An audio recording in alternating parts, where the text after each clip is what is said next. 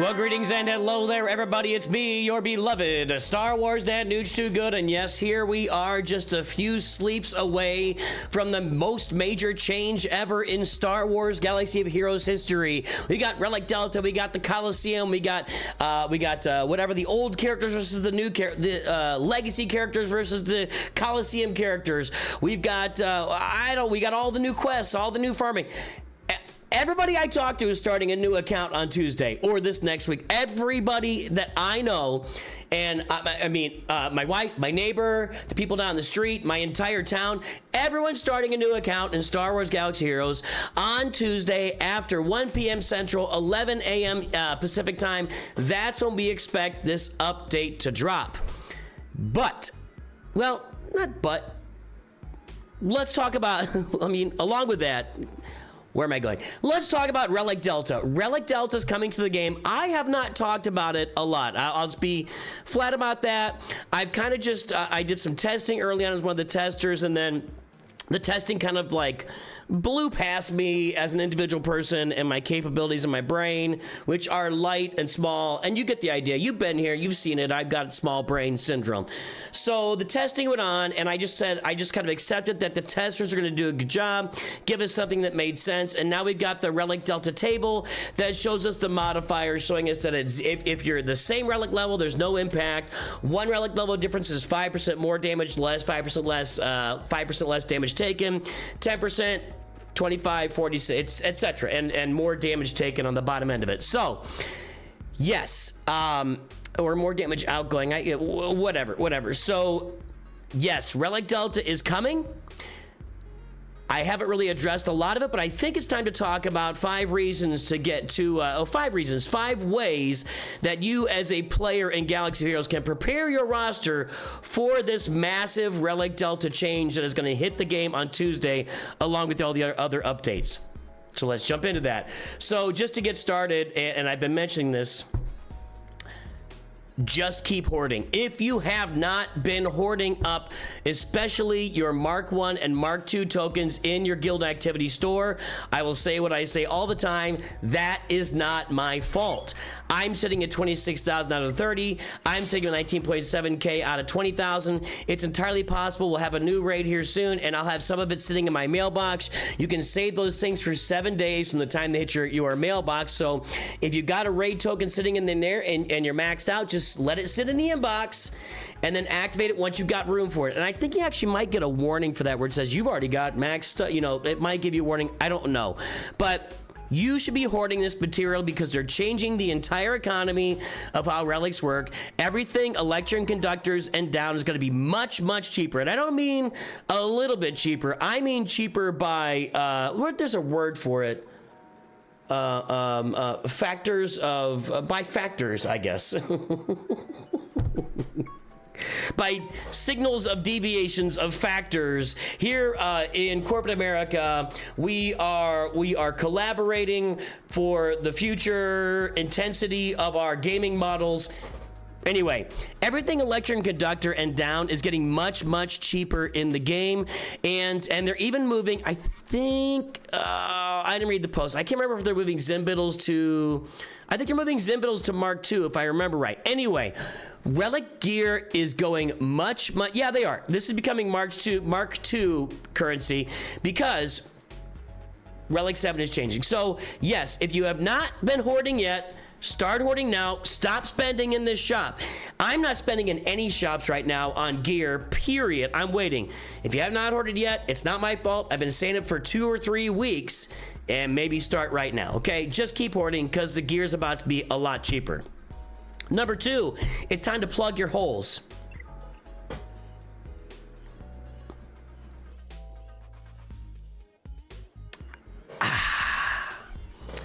That's right, we're not just talking about gas holes here, we're talking about holes on your roster and what you can do to find your holes. Here's how you can find your holes. I know you've been searching for them. I know all of you out there have been searching for your holes day in, day out since you were about like 11 or 12 years old. I get it. Maybe younger for some of you. Look, you've got holes on your roster. I'm gonna help you find them. Go here to the filter, select Relic Amplifier Upgrade, confirm that, and then you're just gonna sort it up here. See, right now I'm sorted high to low, and I've got, I'll talk about this in a minute, by the way. And then I'm gonna flip over here and sort it low to high. And let's go through the low relic levels on our roster and see what would be the real problems. What are the holes here? Like, I'm not using Stormtrooper very much, or Night Sister Acolyte.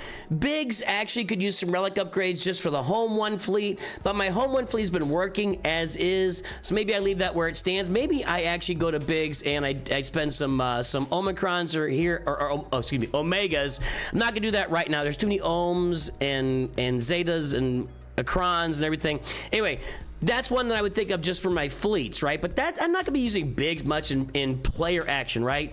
Tebow, Mission Vow, Luke Skywalker, Farm Boy, Night Sister Initiate, not using them in any player battles. Now Jawa, the Jawas are maybe another story, because your Jawas right now have a really cool Datacron that makes them really, really good, but they probably won't be as really, really good with that really, really cool Datacron unless they're at Relic 7, right?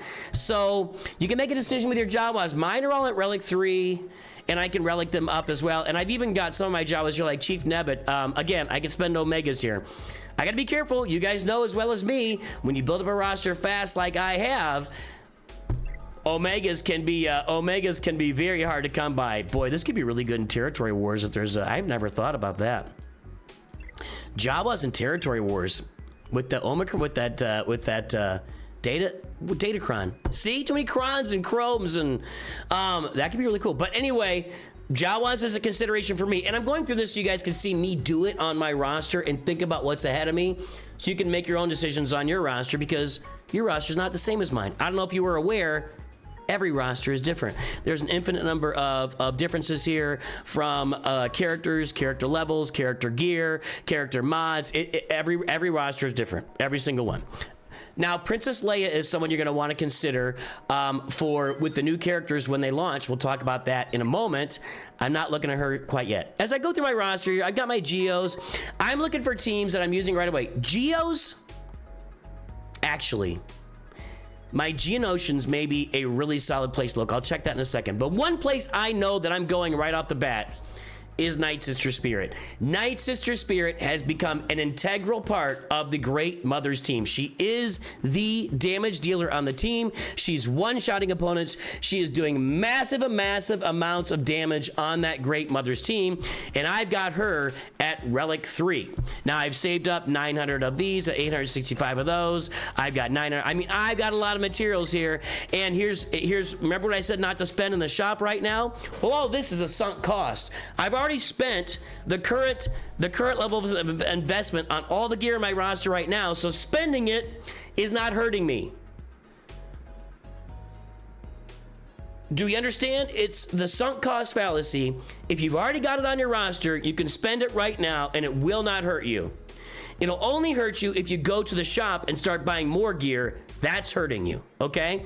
So I know, and I've been saying this for a while, I need to upgrade my Night Sister Spirit.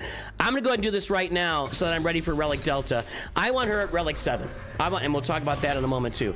I want her at Relic 7 per the table that came out, and this is all kind of bleeding into each other, but go on your roster, fill your holes. I have known for quite some time that I have a hole with Night Sister Spirit. She has needed to be higher relic levels for a while, and I've been sitting on it because I've been getting by, and it's been doing okay. But with Relic Delta approaching, no longer okay. I gotta upgrade my Night Sister Spirit, and that's done. You just need to look at your roster and find where your holes are. I've got, keep searching for those holes. Like I said, I've got my Geos. They're all at Relic 3, so that could be problematic for me. Night Sister Zombie, maybe somebody would upgrade. I've been working on her. I don't know about Zalbar. I don't have Zalbar's Omicron. I don't think it's gonna make much sense for me for that quite yet. Akbar for the home one, possibly. Go through your roster, find those spots, take advantage, and this is a good time. This is a good time to plug your holes. If you have those holes in your roster, you have those characters you've been meaning to add relic levels to, or even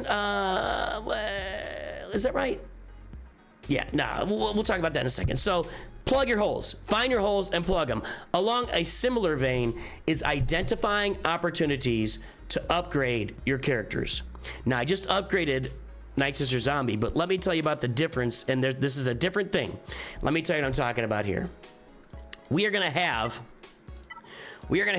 12 weeks. 12 weeks of not gearing new characters because they're only used in the Coliseum, and they'll be released to the wilds around mid-February, right?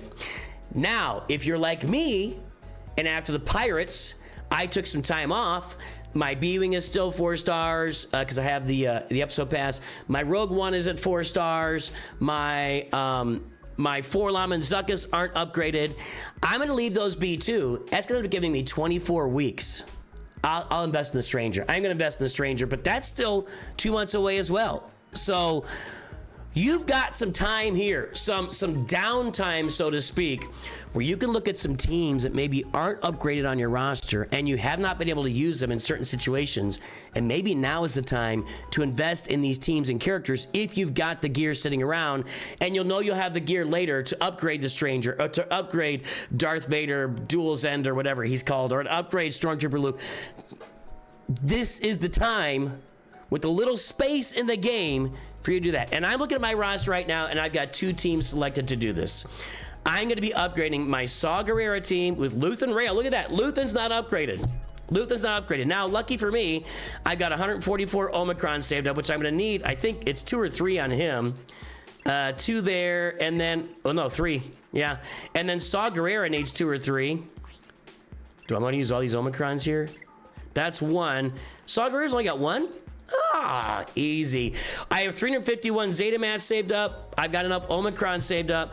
I'm gonna upgrade my Saw Gerrera team. It's gonna be Saw Gerrera, Luthen Rail, Kyle Katarn, Chirrut, and Baze Malbus. I'm gonna get this team ready to go for 5v5 and for 3v3 with Saw, Kyle, and Luthen Rail. It's a better team 3v3 than 5v5, but I want another team to put out there in defense that can do something for me, because I've been kind of struggling here lately to find the balance without that team. The other team that I've been holding off on for a while, and I've been telling you about it, is my Mandalorian team. I did some research on this, and the Mandalorian team is really only, it works best in a 3v3 situation. 5v5, it works as a cleanup for like Galactic Legends. Other than that, it's not doing a whole lot against 5v5 teams. But 3v3 teams with Gar Saxon, Imperial Super Commando under a Maul lead, this is killing some stuff. This is killing some stuff. So in identifying my opportunities on my roster, am going to upgrade 2 of these teams over the next 12 weeks. Probably sooner than that. We can go ahead and, I can go ahead and do this right now. We're gonna upgrade these teams over the next few weeks. Now, I've still got a mod deficit on my roster, but I've got the gear available. And again, if you're spending the gear you've already got on your roster now, you're not sacrificing. You've already sunk the cost into that gear. It's if you go to the shop and start buying more gear that you're really going to have some problems. So I'm going to get this team up to Relic 7 for Saw Gerrera, Luthen Rail, and Kyle Katarn specifically, Baze and Chirrut as well. And I'm going to get all their abilities upgraded. I'm going to get that team ready. I'm also going to get Darth Maul, the Imperial Super Commando, and Gar Saxon up and running for 3v3. So it's going to give me 2 more 3v3 teams, 1 for offense, 1 for defense, and going to give me a 5v5 team for defense with Saw Gerrera. And maybe, I'll use those Mandalorians in spots to clean up stuff, or maybe we get something for them that works really well in the future. That's what I'm going to be working on. I'm also looking at Dr. Aphra. Since she is getting IG-90 as a lifter, maybe it's time for me to do this Dr. Aphra event with you. I'm going to hold off on that for a bit, because IG-90 will not be available until to have on my roster. He's gonna be available in the Coliseum only until like mid-February. So I've got till like mid-February to decide if I'm gonna go all in on Dr. Aphra and get that team up and running and have IG-90 ready to go as well. So that'll be part of my decision making there. But now is the time to identify those opportunities of characters and teams you can upgrade that you've been waiting on, because there's gonna be a little gap in time here. If you haven't already had the 12 weeks off that I've had, you get another 12 weeks right now to do some upgrades. Number 4, guys, Relic 7 is the new Relic 5. And that's not exactly how I wanted to say it.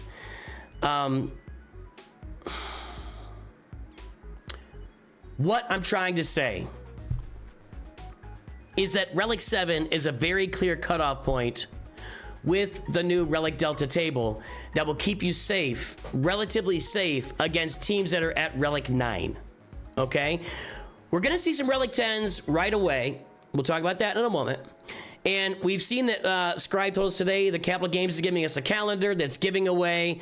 Everyone's going to get one free Relic 10 in the calendar, one full Relic 10 upgrade in the calendar, which I said they should do, and it makes sense. Market it. You got it out there. Give everybody at least one Relic 10 upgrade from Relic 9. You got to have them at Relic 9. You can take them to Relic 10 from the materials in the calendar. I think that's great. I think that's important to do to get us exposed. When I say all that to say this, if you have opponents at Relic 9, okay, and you're within 2 standard variances, right? Wouldn't that be what this is? Maybe, I don't know. You're within 2 relic levels, that's what it is. If you're within 2 relic levels of Relic 9, so Relic 7 is within 2 relic levels of Relic 9, the modifiers are 10% each way. Now, it is a modifier, right? I'm not saying it's nothing, but it's 10%. It's 10%. So you can feel pretty safe if you can relic characters to Relic 7. Now, if they've got a Relic 10 versus a Relic 7, that jumps to 25 and 33. So that's 33 damage and minus 25 damage. That's a much larger difference versus Relic 10. So we got to be aware of that. But I want you to be aware, and that's why I took my Night Sister Spirit to Relic 7. That upgrading characters to Relic 7 is going to protect you against most major variances in the game except for the Relic 10, right? And we're just not gonna, unless you're at the top of the game against people that want to spend thousands of dollars on Relic 10 right out the bat. Relic 10's gonna filter into the game slowly over time is what's gonna happen, okay? So Relic 7 will keep you relatively safe, and as I mentioned earlier, it's now cheaper. And when you look at my roster mostly consists of, I think I have 5, 6, 7, well, outside of my Galactic, taking a lot of Galactic Legends to 9 and 8. Outside of that, most of my 9s and 8s were only for required farms for different journeys. Like Relic 9 Jar Jar, I chose to do that. Gas, Revan, Banner Ahsoka, Darth Malak, Hondo, Admiral Raddus. Those are all required to be at Relic 9 for their respective journeys. I did take Rezra Bridger to 7. I took Darth Bane to 8. But most of my roster, especially the farther down you get, these characters are only upgraded to the point where I either got them in a Lightspeed bundle, and that was their Relic level, or I upgraded them for the purpose of a journey. Other than that, like all my other Gungans are at Relic 5, because that's where you need them to be to do the Jar Jar journey. So I'm going to have to go through here, and I think one of my first tasks in the game, once we get to Relic Delta, and we're going to wait and see exactly how it pans out, is going to be to take my entire roster to Relic 7 over time, or at least all the characters I'm using in Grand Arena Territory Wars, Territory Battles, Conquest, etc. And Conquest, by the way, it's not kicking in until after the Stranger is over, because they want to make sure they do it right. So, but yeah, Relic 7 is the new Relic 5. Basically, Relic 7 is going to be where your safety lies against all the way up to Relic 9, we believe, and it's also much cheaper to obtain once Relic Delta is here. And finally, just one last piece of advice. You don't have to just take those free Relic 10 up. They're going to give you a free Relic 10 upgrade, like we mentioned, and like Scribe made a whole video about, right? You don't need to apply that directly to a character as soon as you have it available. Make sure you're sure. Like, make sure you know what you're doing. Let some people get out there and test. Maybe Jedi Master Luke at Relic 10 becomes an unstoppable force in the game. The unstoppable force that he currently is not, even though he's got all this extra protection. Maybe Relic 10 gives him another 50,000 protection, and all of a sudden that his team is just shredding everything because they do damage based on his protection.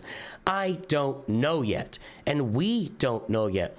We will find out more on Tuesday. We'll be able to open this up, take a look at his roster, and we'll be able to see how much extra stats does Luke get from going to Relic 10. We will know more on Tuesday on the account, on the channel, in the game, etc. And maybe at that point, maybe it'll be so drastic, we'll look at it and say, well, this makes the most sense in the world for me. Or maybe not. Maybe Relic 10 will be a nice improvement for lots of different characters of different types. Attackers. Why is he an attacker?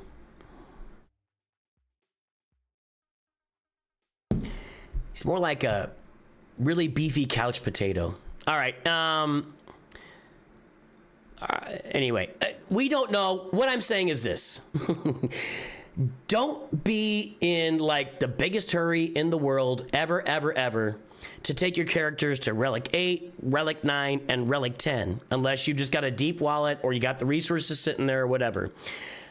For me, and I think for a lot of people, and I do want to see how this pans out. I'm going to upgrade some teams here, but I want to see how it pans out, and I want to play Grand Arena and Territories here. I want to see what's going on. I think my most likely first step is to take all of my usable characters to Relic 7 and trickle in the Relic 8s and 9s and 10s over time as we see what are the most effective champs to do that on. Are they attackers? Are they tanks? Are they supports? I don't think it's gonna be supports, but I could be wrong. Or a specific brand, one specific character that really makes them like, if I take Captain Rex up to Relic 10 on my Phoenix team, does it just become the home record that I think it might be when he's AoEing everybody at Relic 10? Do they just all excuse me, man, fade away? And I shouldn't be drinking tea while I'm making videos. That's the problem. Wait and see. You've got time. Guys, this game's a long haul. I think you know this game's a long haul. It's not, I didn't make it. I just play it. I love the long haul. I love the grind. I love the farming. I love dissecting everything and see our best things are. Just wait and see. You don't have to get this thing is not going to be burning a hole in your pocket, okay? It's not an engagement ring. Just give it a little bit of time. And I'll let you know when I take my first R10 with the materials I get from that calendar. I will let you know. I'll make a whole friggin' video about it, and I'll tell you why. And maybe that'll help inform your decisions as well. And by the way, if it's on a calendar, I'm guessing, I think that calendar was a 7-day calendar. So that calendar will go through the first round of Grand Arena we have with Relic Delta. Then we'll have a week off. So you've got time. You got time. That's all I'm saying, boys and girls. Your 5 tips again, once again, just keep hoarding. You should have already been hoarding your Mark 1, Mark 2 raid materials. Plug your holes, everybody. Find those characters that are at Relic 3 and you're using them every day and they need to be at Relic 5, Relic 7 to make them work. Identify opportunities. We've got a big gap in farming here, anywhere between 12 to 24 weeks. Maybe now's your time to upgrade some teams you've been wanting to upgrade. R7 is the new 5. The new R5 is going to be cheaper to get up to Relic 7, and you're going to need to have these characters up there to minimize the impact of Relic Delta. We believe, and then just wait and see for Relic 9, for doing upgrades beyond Relic 7. Just hold on to your resources. You could wait a minute. You're going to be okay. I promise you, there's no fire. That's what I got for you today, boys and girls. Let me know what you think. Any more tips or ideas that I missed? Have a good day. I will talk to you soon. And always, of course, remember, Nooch too good.